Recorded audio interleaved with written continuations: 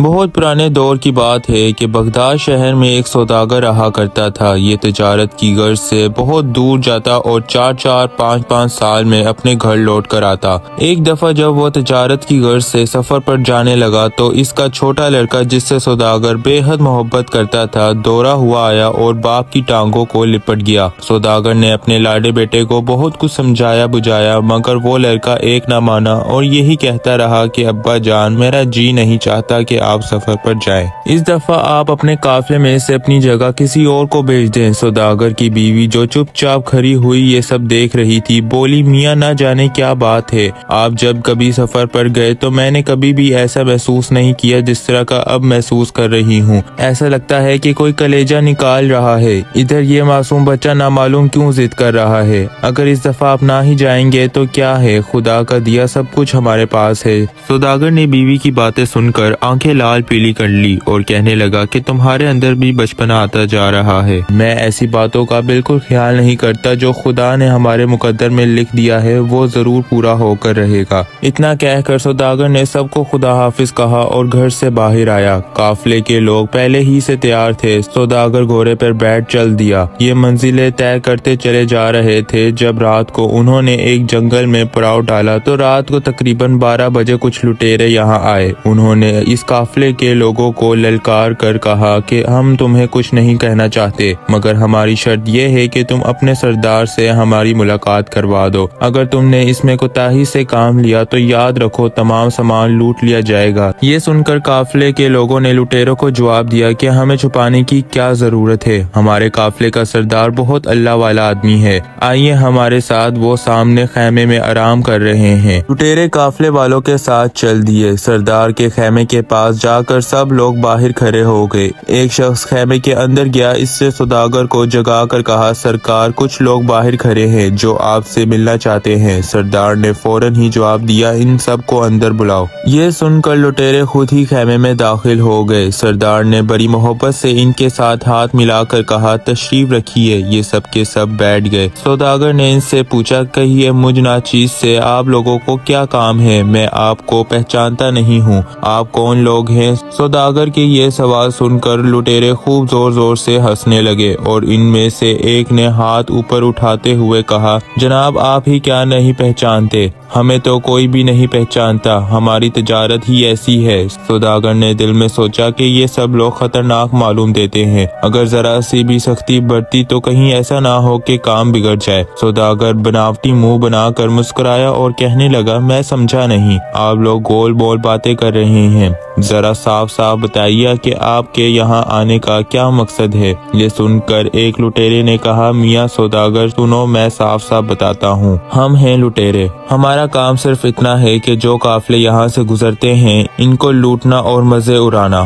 مگر لوٹنے سے پہلے ہم قافلے کے سردار سے خود کہہ دیتے ہیں کہ بھائی کچھ ہمیں ہمارے خرچ کو بھی دیتے جاؤ، اگر اس نے انکار کیا تو پھر قافلہ لوٹ لیا جاتا ہے۔ ہمارا یہاں آنا بیکار نہ سمجھیں، صرف آپ کے پاس اس لیے آئے ہیں کہ جو ہمارا حق ہے وہ ہمیں مل جائے، اگر ہمیں مناسب رقم آپ نے دے دی تو پھر پیر پھیلا کر سوئیں، تمہارا بال بھی بیکا نہیں کوئی کر سکتا۔ یہ سن کر سوداگر بہت گھبرا گیا۔ پہلے تو کچھ دیر تک سوداگر سوچتا رہا لیکن اپنا دل قابو میں کرتے ہوئے بولا میں اتنا بزدل نہیں ہوں جو تمہاری ان گیدڑ بھبکیوں جیسی باتوں میں آ جاؤں، اور نہ ہی میرے ساتھیوں کے پاس مفت کی دولت ہے کہ وہ تمہیں آسانی سے دے دیں۔ سوداگر کا اتنا کہنا تھا کہ لٹیرے اپنی جگہ سے اٹھے اور میانوں سے تلواریں نکال لی۔ ادھر قافلے والے باہر کھڑے ہوئے اپنے سردار کے حکم کا انتظار کر رہے تھے۔ سوداگر نے اپنے ساتھیوں سے للکار کر کہا دیکھتے کیا ہو، بہادری سے مقابلہ کرو۔ قافلے والوں نے بھی تلواریں میان سے نکال لی۔ کئی گھنٹے تک یہ جنگ جاری رہی، دونوں طرف کے آدمی زخمی ہو چکے تھے۔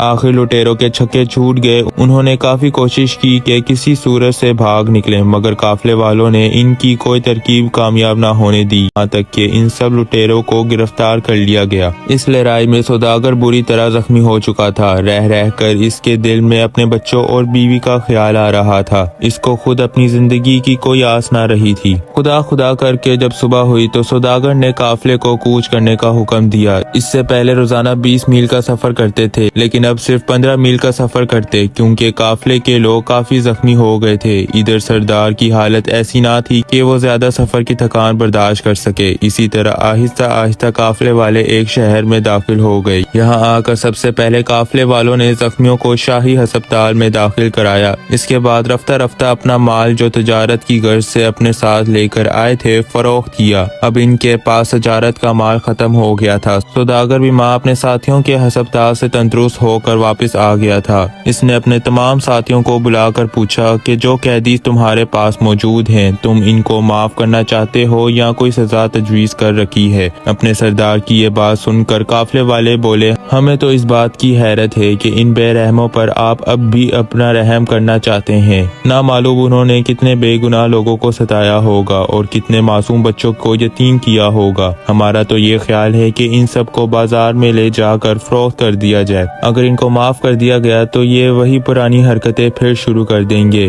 اینٹ کا جواب اینٹ اور پتھر کا جواب پتھر ہی ملنا چاہیے۔ ان کو آزاد کرنا سخت غلطی ہوگی۔ یہ باتیں سن کر سوداگر ہنسا اور کہنے لگا، اگر ہم نے ان کو نرمی کے ساتھ سمجھانے کی کوشش کی تو یہ اپنے ٹھیک راستے پر آ جائیں گے۔ انسان کوئی بھی کام خدا کے ہاں سے سیکھ کر نہیں آتا، ہر کام دنیا میں آ کر سیکھتا ہے۔ اگر اس کو برے لوگوں میں بیٹھنے کا موقع ملتا ہے تو وہ برائی کا راستہ اختیار کرتا ہے، اگر اچھے اور نیک لوگوں کی تعلیم ملتی ہے تو وہ برائی سے دور بھاگتا ہے۔ ہم سب مل کر کیوں نہ یہ کوشش کریں کہ یہ لٹیرے نیک نیتی کے ساتھ زندگی بسر کریں، اس سے راستہ چلنے والوں کو بھی نجات مل جائے گی اور ثواب بھی ہوگا۔ اس بات کی آزمائش کر لیتے ہیں، اگر میری یہ بات غلط نکلی پھر جو سزا تم تجویز کرو گے وہی کیا جائے گا۔ سوداگر کی یہ بات قافلے والوں کی سمجھ میں آ گئی اور انہوں نے خوشی خوشی سوداگر کی ہاں میں ہاں ملائی۔ اس فیصلے کے بعد سوداگر نے ان لٹیروں کو بلا کر پوچھا کہ تم لوگوں کو کیا سزا دی جائے؟ ہمارے تمام ساتھیوں کا کہنا ہے کہ تمہارے سر قلم کر دیے جائیں، کیا تم اس سزا کے لیے تیار ہو؟ میں یہ بھی جانتا ہوں کہ اگر قافلے کے لوگ تم سے ہار جاتے تو تم لوگ لوٹ مار کر کے ان سب کو موت کے گھاٹ اتار دیتے۔ لٹیروں کے ہاتھوں اور پیروں میں بیڑیاں پڑی ہوئی تھی، یہ لوگ بالکل ایسے کھڑے ہوئے تھے جیسے کسی نے پتھر کے بت بنا کر کھڑے کر دیے ہوں۔ سوداگر نے کئی بار اصرار کیا مگر ان کی آنکھوں سے آنسو ٹپکنے کے سوا کوئی جواب نہ ملا۔ سوداگر نے کہا، تمہاری خاموشی یہ بتا رہی ہے کہ جو سزا ہم نے تجویز کی وہ بالکل درست ہے۔ اگر تمہیں اس میں کوئی اعتراض ہوتا تو تم ضرور کچھ نہ کچھ جواب دیتے۔ اس کے بعد سوداگر نے اپنے ملازم کی طرف اشارہ کر کے کہا، میری تلوار لے آؤ۔ تھوڑی دیر بعد ملازم تلوار لیے ہوئے سوداگر کے خیمے میں داخل ہوا۔ ننگی تلوار دیکھ کر لٹیرے کانپ اٹھے۔ ان میں سے ایک ہمت کر کے بولا، سرکار یوں تو ہم مجرم بھی ہیں اور قیدی بھی، آپ جو سزا دینا چاہیں گے دے دیں، لیکن اتنا عرض کر دوں کہ ہم نے ایسے خاندان میں جنم لیا ہے کہ اس کام کے سوا دوسرا کام اس خاندان میں نہ ہوتا تھا۔ یہ کام ہمارے بڑے بوڑھے کرتے آئے ہیں، ہم خود بھی یہ جانتے ہیں کہ جرم کر رہے ہیں مگر کیا کریں، مجبوری ہے، پیٹ پالتے ہیں۔ دوسرا کام کیا کریں، نہ تو ہمیں کسی نے کبھی بتایا اور نہ ہی ہم نے کبھی دیکھنے کی کوشش کی۔ ہماری برادری پوری طرح بدنام ہے، اگر شہر میں جا کر محنت مزدوری تلاش کرتے ہیں تو کوئی بھی ہمیں اپنے پاس بھٹکنے بھی نہیں دیتا۔ آپ مالک ہیں، جو آپ کی مرضی ہے آئے کریں، ہم کچھ کہنا نہیں چاہتے۔ سوداگر نے سوچا، میری بات ان کی سمجھ میں آ گئی ہے، اگر ان کو اپنے ساتھ رکھا تو شاید یہ سدھر جائیں گے۔ یہ سوچ کر سوداگر نے لٹیروں سے کہا کہ تمہیں ہمارے ساتھ رہنا پڑے گا، تم خدا کے سامنے سچے دل سے اپنے پچھلے برے کاموں کی توبہ کر لو، اس طرح میں تمہیں آزاد کر دوں گا۔ یہ سن کر لٹیروں نے کافی دیر تک توبہ کی اور بالکل ایسے نظر آنے لگے جیسے بہت ہی سیدھے سادے لوگ ہیں۔ سوداگر نے ان کے ہاتھوں اور پیروں کی بیڑیاں کھول دی اور انہیں رہنے کے لیے الگ خیمہ بھی دیا۔ اس کے بعد سوداگر نے اس شہر سے جو سامان خریدنا تھا خریدا اور واپس وطن کو روانہ ہو گیا۔ کئی روز کے سفر کے بعد قافلے والے اسی جگہ آ کر پہنچے جہاں لٹیرے انہیں پہلی بار ملے تھے۔ رات کو جس وقت قافلے والوں نے اپنے خیمے گاڑ دیے تو یہ لٹیرے سوداگر کے پاس آ کر بولے، جناب یہاں سے 2 میل کے فاصلے پر ہمارے گھر ہیں، کیا ہی اچھا ہو کہ ہمیں آپ ہمارے گھر جانے کی اجازت دے دیں، ہمارے بچے پریشان ہو رہے ہوں گے، ہمارے وہاں جانے سے انہیں اطمینان ہو جائے گا اور ہم ان سے کہہ بھی آئیں گے کہ ہم ایک قافلے کے ساتھ تجارت کی غرض سے بغداد جا رہے ہیں۔ سوداگر सौदागर ने सोचा बात ठीक है, इनके घर जाने में क्या हर्ज है। सौदागर ने लुटेरों को घर जाने की इजाजत दे दी और चलते चलते ये भी कह दिया कि अगर तुम्हें वापस आना हो तो हमें बता जाओ ताकि तुम्हारा इंतजार करें, और अगर ना आना हो तो तुम्हारी मर्जी है, मगर ये ख्याल जरूर रहे कि आइंदा किसी मुसाफिर को ना सताना। इस दफा तो तुम्हें खुदा ने माफ कर दिया, लेकिन आइंदा किसी और के फंदे में फंस गए तो फिर तुम्हें अपनी जानों से हाथ धोना पड़ेगा। लुटेरे ये सुनकर सौदागर के कदमों में गिर पड़े और कहने लगे, आपका हुक्म सर आंखों पर, आपने हमारे साथ जो कुछ भी किया है वो हमारी भलाई के लिए है। हम ये एहसान ना तो भुला ही सकते हैं और ना ही इसका बदला उतार सकते हैं। सौदागर ने इनको खुदा हाफिज कहकर वहां से रुखसत किया। अभी ये थोड़ी ही दूर गए होंगे कि इनमें से एक आदमी वापस लौटा और सौदागर से आकर कहा कि हमारी ये ख्वाहिश है कि आप भी हमारे साथ घर चलें। पहले तो सौदागर ने काफी इनकार किया, लेकिन इस शख्स के इसरार करने पर इसके साथ हो लिया।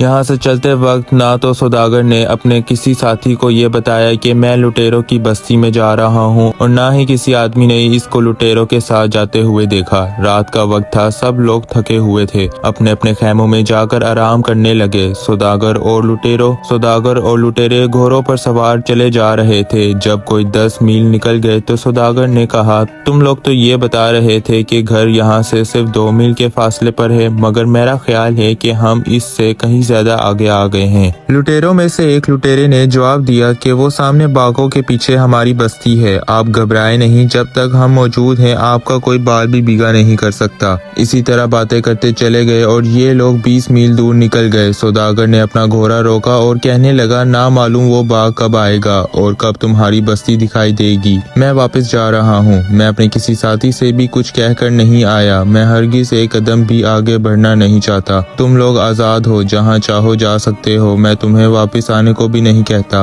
अगर जी चाहे तो आ जाना। इतना कहकर सौदागर ने अपने घोड़े का रुख वापस पलट लिया और वापस जाने लगा। इधर उन लुटेरों ने भी अपने घोड़े को दूसरे रास्ते पर डालकर एड़ी लगा दी और कुछ दूर जाकर सौदागर को सामने से आकर रोक लिया। उसके बाद लुटेरों ने कहा, ठहरो सौदागर, बचकर कहाँ जाओगे? ये लुटेरों की बस्ती है, यहाँ से बचकर जाना आसान काम नहीं। सौदागर ने घोड़ा रोक लिया। इसको ऐसा मालूम हो रहा था कि जो आवाजें इसके कानों में आ रही हैं वो जानी पहचानी हैं। उन लुटेरों की शक्लें कपड़ों से छुपी हुई थी, उन्होंने मुंह पर निकाब डाल रखे थे। सौदागर उस वक्त खाली हाथ था, उसके पास कोई भी हथियार ऐसा ना था कि वो अपना बचाव कर सके। इसको अपनी बेवकूफ़ी पर अफसोस हो रहा था। बार बार दिल में ये ख्याल आ रहा था कि ना तो मैं लुटेरों पर एतबार करता और ना ही मुझे ये वक्त देखना पड़ता। एक लुटेरा अपने घोड़े को लेकर आगे बढ़ा और कहने लगा, ठहरो, वापस अगर तुमने भागने की कोशिश की तो तुम्हें मौत के घाट उतार दिया जाएगा। लुटेरों की तादाद ज्यादा होने की वजह से सौदागर मजबूर हो गया, इसलिए वो चुपचाप लुटेरों के साथ हो लिया। थोड़ी दूर तक तो ये लुटेरे मुंह पर नकाब डाले रहे, आखिर उन्होंने नकाब हटा दिए। इनकी शक्लें देखकर सौदागर को बहुत अफसोस हुआ, मगर क्या कर सकता था, खून के से घूंट पी कर रह गया। एक लुटेरे ने सौदागर के चेहरे पर निगाह डालते हुए कहा, क्या सोच रहे हो मियाँ, कल हम तुम्हारे कैदी थे, आज तुम हमारे कैदी हो। तुमने अगर हमारे साथ भलाई की है तो इसका बदला तुम्हें जरूर दुनिया में ही मिलेगा। लुटेरों के अल्फाज का असर सौदागर के दिल पर बहुत गहरा हुआ। इसने एक ठंडी सांस भरी और बड़ी मायूसी के साथ कहा, तुम लोग फिरौन के खानदान से ताल्लुक रखते हो, तुम्हारे दिलों पर स्याही की मोहर लग चुकी है, दुनिया की कोई ताकत तुम्हें ठीक रास्ते पर नहीं ला सकती। अभी इतना ही कहने पाया था कि एक लुटेरे ने सौदागर को ऊंची आवाज में कहा, खबरदार, अगर आगे कोई गुस्ताखी का लफ्ज मुंह से निकाला वरना जुबान बाहर निकाल ली जाएगी। घोड़े रोक दिए गए और ये सब लोग नीचे उतर गए। उन्होंने सौदागर को पकड़कर एक दरख्त से बांध दिया। इसके बाद लुटेरे घोड़ों पर सवार होकर इसी जगह वापस आए जहां काफिला ठहरा हुआ था। चूंकि सुबह का वक्त था, ठंडी ठंडी हवा चल रही थी, काफिले के सब लोग परे हुए मीठी नींद सो रहे थे। इन जालिम लुटेरों ने सोते हुए मुसाफिरों पर हमला करके तमाम सामान अपने कब्जे में ले लिया और इन लोगों को रस्सियों में बांध कर चलते बने। काफिला लुट गया था। अब इनके पास ना माल था और ना ही जान थी, क्योंकि लुटेरे चलते वक्त इतनी मारपीट कर गए थे कि उन्हें खुद अपनी जिंदगियों का भरोसा ना था। خدا خدا کر کے صبح ہوئی۔ بڑی مشکل سے انہوں نے اپنی رسیاں کھولی اور سوداگر کے خیمے میں پہنچے۔ چونکہ سوداگر پہلے ہی سے اس مصیبت میں گرفتار تھا، اس کی غیر حاضری کو دیکھتے ہوئے قافلے والے یہ سمجھے کہ سوداگر کے دل میں بے ایمانی آ گئی ہے۔ ہو سکتا ہے کہ وہ لٹیروں سے مل گیا ہو، کیونکہ اس نے انہیں آزاد کیا تھا۔ قافلے کو لٹوانے میں بھی وہ شریک ہوگا، کیونکہ اگر وہ نہ ہوتا تو وہ بھی اوروں کی طرح بندہ ہوتا۔ قافلے والوں نے وہاں سے کوچ کر دیا۔ بیچارے پتے کھاتے ہوئے اپنے شہر پہنچے۔ یہاں آ کر انہوں نے سوداگر کے خلاف شہر کے قاضی کے یہاں مقدمہ درج کرایا۔ شہر کے قاضی نے سوچا اگر جھوٹ بولتے تو 2-4 جھوٹ بولتے، لیکن یہ تو سب کے سب ایک منہ ہیں۔ واقعی سوداگر نے اس دفعہ ان کے ساتھ کوئی چال چلی ہے۔ سوداگر کا گھر اور تمام سامان نیلام کرا کر ان لٹے ہوئے لوگوں میں تقسیم کر دیا۔ سوداگر کے بیوی اور بچوں کے پاس اتنا نہ چھوڑا کہ وہ ایک دن بھی اپنی روٹی خود کھا سکیں۔ بیچارے معصوم در بدر کی ٹھوکریں کھانے لگے۔ جو لوگ اب تک ان کے ساتھ محبت اور پیار سے پیش آتے تھے، وہ اب ان کا اپنا گھر آنا بھی پسند نہیں کرتے تھے، کیونکہ ہر شخص یہ خیال کرتا تھا کہ کہیں ایسا نہ ہو یہ کسی چیز کا سوال کر بیٹھیں۔ سوداگر کی بیوی اپنے بچوں کو ساتھ لے کر شہر کے نزدیک ہی ایک گاؤں میں سوداگر کے دوست کے یہاں چلی گئی اور اس کو تمام قصہ سنایا۔ سوداگر کے دوست نے ان کو تسلی دی اور کہا کہ یہ گھر بھی تمہارا ہے، یہاں رہتے ہوئے کسی بات کی فکر نہ کرنا، پہلے تم کھاؤ، بعد میں میرے بال بچے کھائیں گے۔ میں اپنے دوست کی تلاش میں جاؤں گا اور اللہ تعالیٰ نے چاہا تو اس کو اپنے ساتھ ہی واپس لے کر آؤں گا۔ اب ادھر کی سنو۔ جب لٹیرے سوداگر کو درخت سے باندھ کر چلے گئے اور صبح ہو گئی تو یہاں سے ایک قافلہ گزرا۔ قافلے کے سردار نے سوداگر کو درخت سے کھلوا کر اپنے ساتھ چلنے کا کہا۔ منزلوں پر منزلیں طے کرتا ہوا یہ قافلہ ایک شہر پہنچا۔ یہاں آ کر قافلے کے سردار نے سب سے پہلے سوداگر کو فروخت کیا اور رقم لے کر سیدھا ہو لیا۔ سوداگر ہر حال میں خدا کا شکر ادا کر رہا تھا۔ اس کو خریدنے والا شہر کوتوال تھا۔ سوداگر جو کل تک ایک دولت مند کی زندگی بسر کر رہا تھا، آج وہ غلام تھا۔ سوداگر ہر وقت کوئی نہ کوئی کام کرتا رہتا تھا تاکہ اس کا غم دور ہو۔ ادھر کوتوال کے گھر والے یہ سمجھتے تھے کہ اس دفعہ غلام بہت اچھا ملا ہے۔ یہ لوگ سوداگر سے چند سوال پوچھتے کہ تم کون ہو، کہاں سے آئے ہو، مگر یہ خدا کا بندہ کسی کو بھی اپنا راز نہ بتاتا۔ آخر کار سوداگر کا دوست، جس کے یہاں سوداگر کے بیوی بچے جا کر رہنے لگے تھے، سوداگر کی تلاش میں نکل پڑا۔ کافی دن شہر در شہر مارا پھرا، یہ بھی سفر کرتے کرتے تھک گیا تھا۔ اتفاق سے اسی شہر میں آیا جہاں سوداگر کو فروخت کیا تھا۔ ایک روز شام کے وقت کوتوال کی سواری نکل رہی تھی۔ سوداگر کوتوال کے گھوڑے کے ساتھ ساتھ بازار میں جا رہا تھا کہ اس کے دوست نے اس کو ایک نظر دیکھا اور پہچان لیا،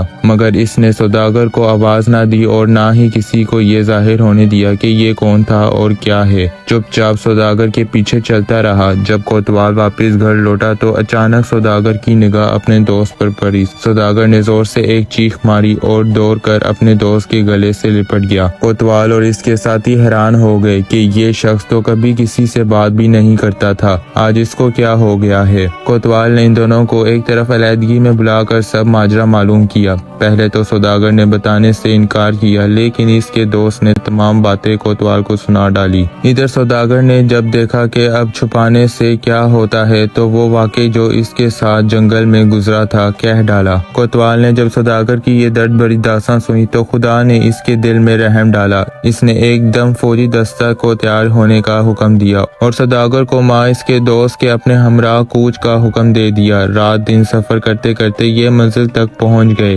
لیکن یہاں آس پاس بھی کوئی بستی نہ تھی۔ آخر کار کوتوال نے چاروں طرف اپنے جاسوس چھوڑ دیے اور یہ حکم دیا کہ 12 گھنٹے کے اندر اندر لٹیروں کی بستی کا پتہ لگانا چاہیے، ورنہ اچھا نہ ہوگا۔ چاروں طرف آدمی روانہ ہو گئے۔ کوتوال کے جاسوسوں نے جنگل کا کونا کونا چھان مارا، مگر لٹیروں کی بستی کا کہیں بھی پتہ نہ چل سکا۔ مجبوراً کوتوال نے اپنا بھیس بدلا اور خود بستی کی تلاش میں نکلا۔ تھوڑی دور چل کر اسے ایک گھوڑ سوار نے اپنی طرف مخاطب کر کر کہا کہ تم کون ہو؟ کوتوال نے بڑی بہادری سے جواب دیا، بغدادی لٹیرا۔ پہلے آدمی نے کہا، یہاں کس لیے آئے ہو؟ کوتوال نے ہنس کر کہا کہ میں اپنی برادری کے لوگوں کی تلاش میں ہوں، کیونکہ یہاں ایک بغداد کا قافلہ ٹھہرا ہوا ہے، اگر ہم نے اسے لوٹ لیا تو کافی دولت حاصل ہوگی۔ یہ سن کر اس آدمی کے منہ میں پانی بھر آیا۔ اس نے کوتوال سے ہاتھ ملا کر کہا، ارے دوست، ہم ہی تو یہاں لوٹ مار کرتے ہیں، آؤ ہم تمہیں اپنی بستی دکھائیں۔ کوتوال نے کہا، اس وقت بات کرنے میں شکار ہاتھ سے نکل جائے گا، پہلے اپنا کام کر لیں، بعد میں باتیں بھی ہوتی رہیں گی۔